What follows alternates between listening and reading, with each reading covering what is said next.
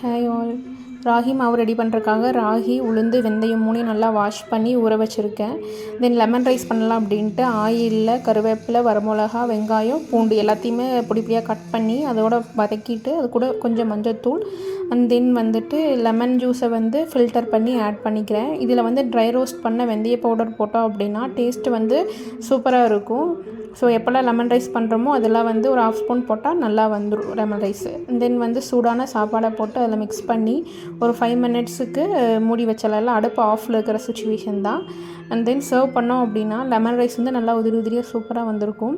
என் ஹஸ்பண்டும் சாப்பிட்டு பார்த்துட்டு இன்றைக்கி லெமன் ரைஸ் ரொம்ப சூப்பராக இருக்குதுன்னு சொல்லியிருந்தார். ஸோ ஆஃப்டர் 5 ஹவர்ஸ்க்கு அப்புறம் ராகி நல்லா ஊறிடுச்சு. அதை மிக்சியிலே நல்லா நைஸாக கிரைண்ட் பண்ணி எடுத்துக்கிறேன். ஸோ அது கூட உப்பு போட்டு மிக்ஸ் பண்ணி வச்சிட்டோம் அப்படின்னா மாவு நாளைக்கு நல்லா புளிச்சு வந்துடும். ஸோ நாளைக்குள்ளாக்கில் தோசை எப்படி வருதுன்ட்டு காமிக்கிறேன். பாய்.